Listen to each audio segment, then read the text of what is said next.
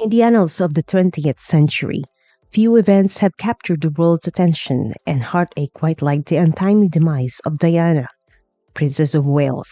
The tragic loss of King Charles' first wife, occurring on that fateful day of August 31, 1997, continues to reverberate through history as one of its poignant chapters. Yet, amid the grief and mourning, there persists a shroud of intrigue enveloping the circumstances of her death. For many, the narrative of the tragic car crash in Paris is accepted as the unfortunate reality, but for others, darker shadows emerge, casting doubt and suspicion over the events that unfolded. The legacy of Princess Diana is not just one of adoration, but also one of controversy, as whispers of conspiracy theories have woven a complex tapestry around the world loved princess. In this exploration, we delve into the enigmatic facets of her passing, unveiling 10 filthy secrets around Princess Diana's death that makes people still shocked to this day. Number 1. How did the story begin? Born on the 1st of July 1961, Diana Frances Spencer entered the world. As her father ascended to the rank of Earl, she too rose in stature, becoming known as Lady Diana Spencer. Over time, she garnered endearing titles such as Princess of Hearts and the People's Princess. To some, she is also affectionately known as the England's Rose. A prominent and beloved figure, Lady D stood apart from the traditional nobility with her down to earth demeanor that resonated deeply. Within her lifetime, she embraced the role of a caring mother to her two sons, William and Harry, raising them steadfastly. According to her own convictions, her outspoken nature was evident even in her personal life as she faced the tumult of divorce once. Addressing her husband's indiscretions on television, she famously declared, "There were three of us in this marriage, so it was a bit crowded." And then a tragic end befell her. For those who witnessed that sorrowful night, the memory remains etched in their minds, the night when Lady D departed from this realm. Across the United Kingdom and beyond, countless individuals can respond to the question, "Where were you when Princess Diana died?" The impact of her passing was nothing short of global, reverberating through news outlets worldwide. The outpouring of grief was profound, and tears were shed on an unprecedented scale. Number 2. The royal accusations of the rebel, Lady D. Indeed, Diana caused a bit of commotion during her marriage to Prince Charles. After their divorce, she stood resolute against the pressures imposed by the royal establishment, adamant about not letting herself or her children be manipulated by its confines. Prior to her untimely demise, rumors circulated that she had fallen out of favor with Queen Elizabeth, and clashes with Prince Philip were not uncommon. The royal stage witnessed quite the spectacle, as Londoners might put it, a genuine royal drama with all the trimmings. Diana in many ways embodied the spirit of a rebel, but with a purpose.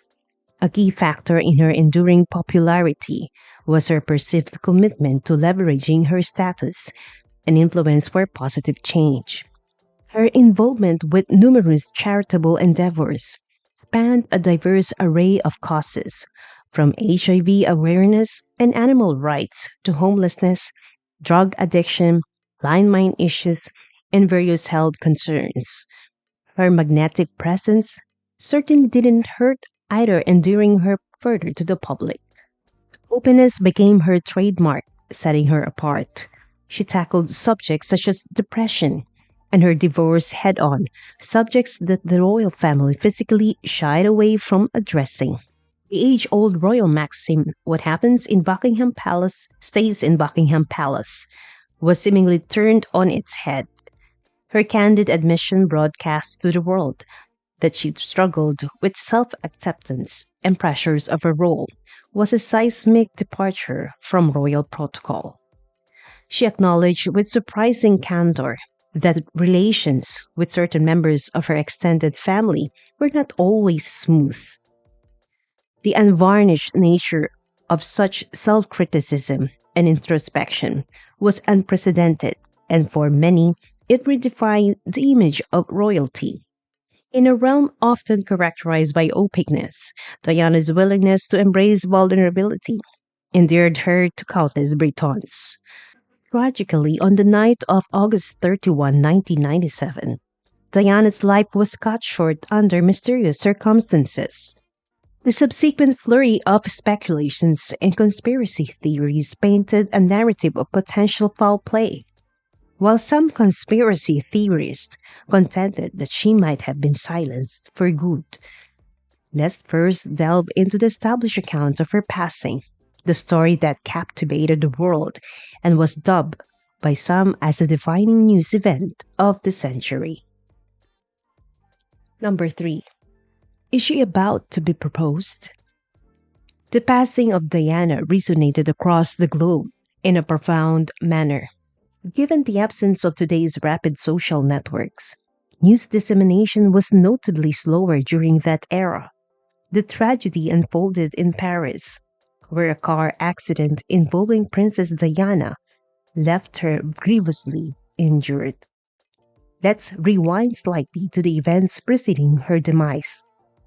On the day prior to her untimely passing, Diana had been in the company of her paramour, Dodi Fayed, the son of Egyptian magnate Mohammed Al Fayed. Some accounts suggest that Dodi had intentions of proposing marriage on that very day. Yet, with both of them no longer with us, the veracity of this claim remains forever unknown. Other reports present an alternate narrative. Around 4:30 p.m. on that fateful day, Diana and Dodi entered the opulent Ritz Paris, owned by Dodi's father.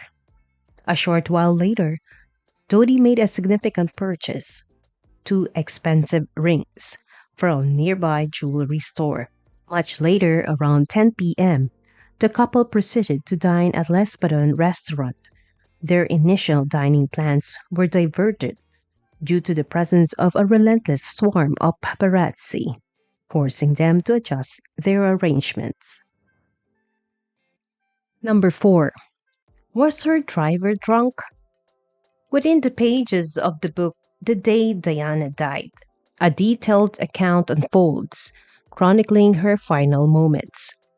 It recounts how she made her last meal selections, opting for a Dover sole accompanied by a vegetable tempura, alongside a mushroom and asparagus omelette. Little did she know this would mark her final culinary experience. During the course of their meal, a sense of suspicion crept over Diana and Dodi Fayed. It's reported that they detected individuals among their fellow diners who seemed more like photographers in disguise. With this unsettling realization, they decided to retreat to the sanctuary of their hotel room, the clock striking midnight. Intent on leaving the hotel premises and heading to Dodi's apartment, the couple embarked on a journey that would tragically prove to be their last. Boarding a black Mercedes S280, the driver's seat occupied by Ritz security staff member Henry Paul, they set off. However, questions soon arose about Henry Paul's state of mind, for witnesses suggested he may have consumed alcohol, with accounts pointing to a scotch and a beer. Subsequent blood tests revealed his blood alcohol level to be 3 times beyond the legal limit. Nonetheless, the accuracy of these test results has been seen scrutinized. Experts have raised concerns about the reliability of the blood samples taken from Henry Paul. In particular, Professor Athol Johnston, a clinical pharmacologist from Bart's Hospital, expressed doubt during a London inquest into the deaths. He indicated that one of the blood samples might not indeed belong to Henry Paul. Curiously, the fact that samples from different parts of his body exhibited strikingly similar results also spurred additional questions. Number 5. Was the crash his fault? The pivotal question at hand is indeed worth a fortune. Certain investigators attributed the tragic outcome to the actions of Henry Paul.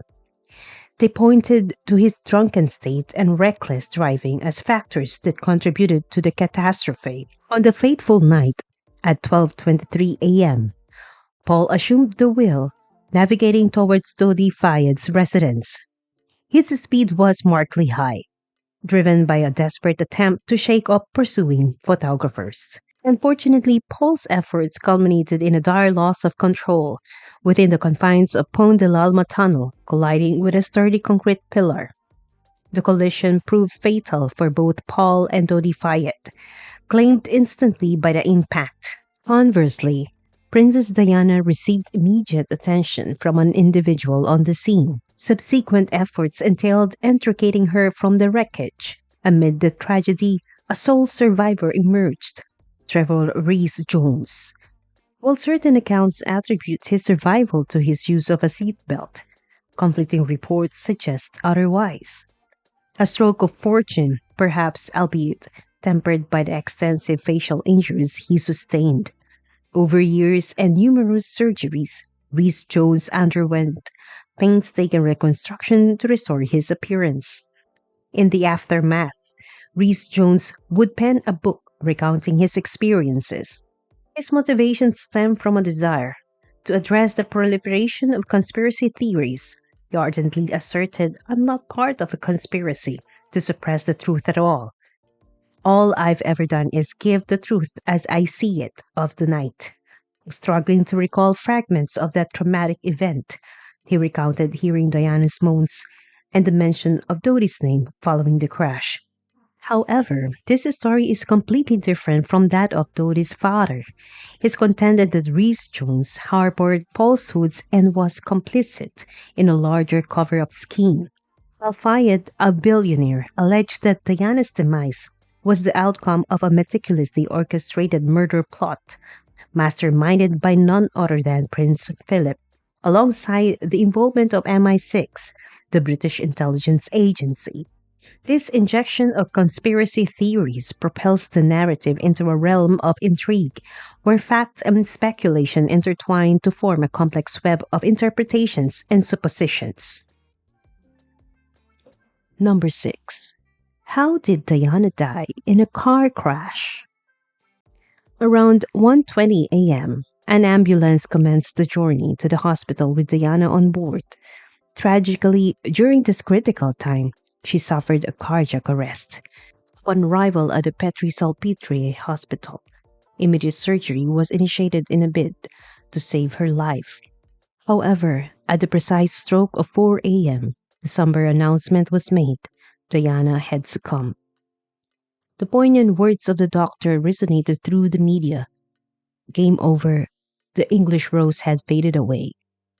Her body had endured severe hemorrhage and shock upon arrival, necessitating urgent medical intervention.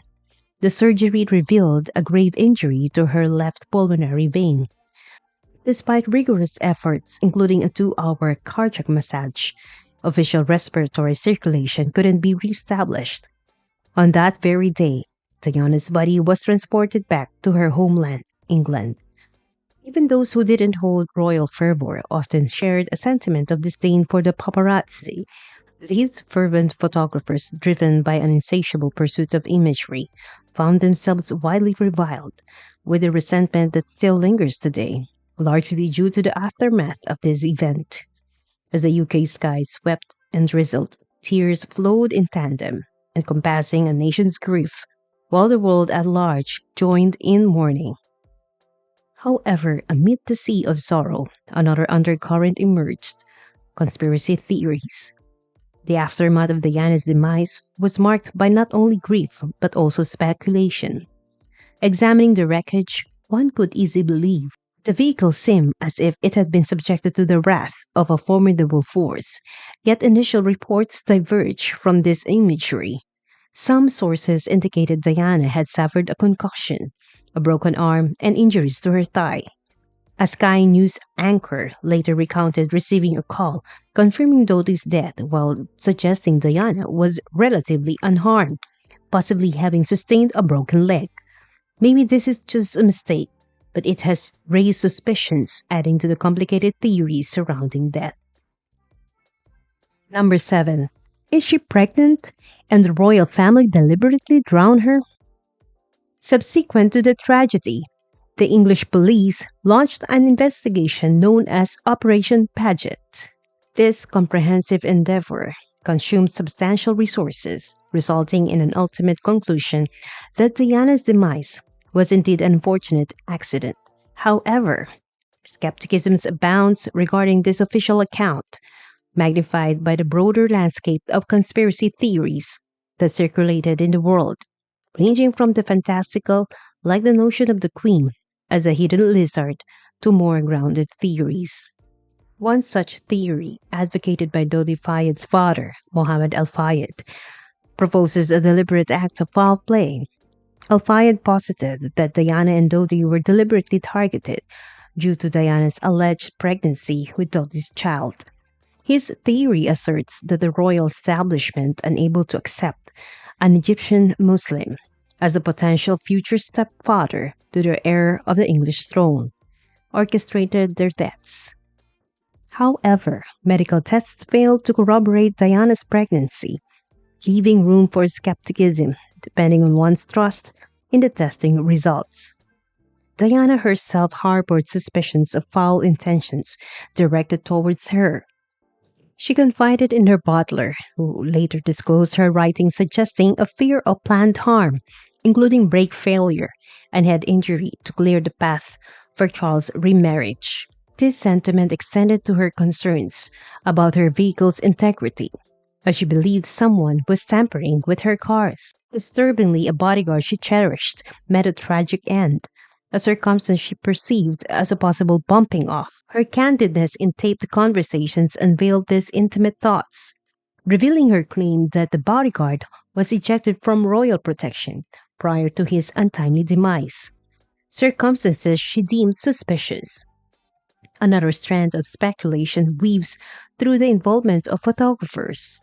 These theories posit their complicity, suggesting they caused the crash while working undercover for entities like MI6 or malevolent members of the royal family. However, these theories confront a hurdle, as these photographers were seasoned professionals pursuing their typical roles. Number 8. Princess Diana may have been saved. Was this a meticulously orchestrated scenario? An assailant chasing the car to induce speed, followed by another intentionally blinding the driver. These questions swirled, yet the police dismissed such notions. An alternative discourse emerged, suggesting that swifter medical attention could have potentially altered the tragic course of events. Less than 60 seconds post collision, Dr. Frederick Mallis, en route home from a gathering, contacted emergency services and rushed to Diana's aid.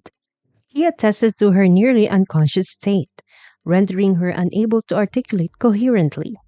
Soon after, paramedics arrived, culminating in Diana's transport to the University Hospital, Petri-Salpêtrière, this period extending over an hour from the moment of impact against the pillar. Accounts of the delay vary, some attributing it to the French emergency medical protocol that necessitates patient stabilization before transport. An answerable question echoes. Had Diana been promptly conveyed to the hospital's emergency department, could her fate have been different? Maybe this will be a question that will forever remain unanswered. Number 9. Is it possible that a lot of people are working for MI6? Medical professionals later asserted that the severity of Diana's injuries left no room for survival. Her fate was sealed when the car met the pillar, a devastating collision from which escape was deemed impossible. However, alternate narratives emerged implicating Henry Paul, the driver, as a covert operative of MI6. An examination into his financial standing revealed excessive wealth for a mere bodyguard ignited suspicions. Yet, British authorities refuted claims of his association with the agency, citing a lack of substantiating evidence.